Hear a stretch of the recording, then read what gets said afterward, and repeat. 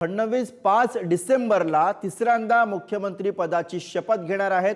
फडणवीसांच्या मुख्यमंत्री पदाबाबत महायुतीमधील नेत्यांचं एकमत झालेलं आहे। 1 डिसेंबरला भाजपची महत्त्वाची बैठक होणार आहे। गटनेता या बैठकीमध्ये निवडला जाईल अशी माहिती पुढे येते आहे आणि त्यानंतर 5 डिसेंबरला देवेंद्र फडणवीस हे तिसऱ्यांदा मुख्यमंत्री पदाची शपथ घेतील अशी माहिती सध्या हाती आहे।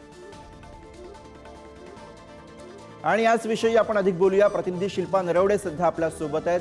शिल्पा, 5 डिसेंबरला देवेंद्र फडणवीस हे मुख्यमंत्री म्हणून शपथ घेतील आणि त्यापूर्वी 1 डिसेंबरला भाजपची बैठक पार पडेल आणि गटनेता निवडला जाईल अशी सध्या माहिती।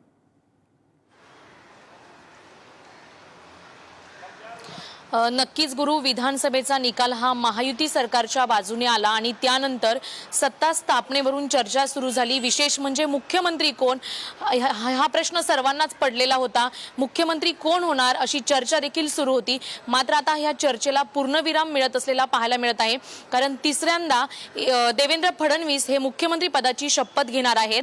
1 डिसेंबरला गटनेता निवडला जाईल आणि त्यानंतर 5 डिसेंबरला देवेंद्र फडणवीस हे तिसऱ्यांदा मुख्यमंत्री पदाची शपथ घेताना आपल्याला पाहायला मिळतील। आझाद मैदानावर हा शपथविधी सोहळा पार पडणार आहे। देवेंद्र फडणवीस यांच्या नावाला संपूर्ण भाजपमधील सर्वच नेत्यांनी पसंती दिलेली आहे। तसेच महायुतीमधील जे दोन्ही पक्ष आहेत इतर त्यांनी देखील पसंती दिल्याची माहिती समोर येत आहे आणि आता देवेंद्र फडणवीस यांच्या नावावर शिक्कामोर्तब झालेला आहे आणि अधिकृत देखील घोषणा लवकरच होईल। त्यामुळे तिसऱ्यांदा देवेंद्र फडणवीस हे मुख्यमंत्री होताना आपल्याला पाहायला मिळतील आणि आझाद मैदानावर 5 डिसेंबरला हा शपथविधी सोहळा पार पडेल। या शपथविधी सोहळ्याला भाजपचे दिग्गज नेते असतील, महायुती सरकारचे इतर कार्यकर्ते, दिग्गज नेते, पदाधिकारी देखील पाहायला मिळतील। मात्र मुख्यमंत्री कोण हा संपूर्ण महाराष्ट्रासमोर प्रश्न निर्माण झाला होता। त्यामुळे आता महाराष्ट्राला जो प्रश्न पडला होता त्या प्रश्नाला पूर्णविराम मिळताना पाहायला मिळत आहे गुरु।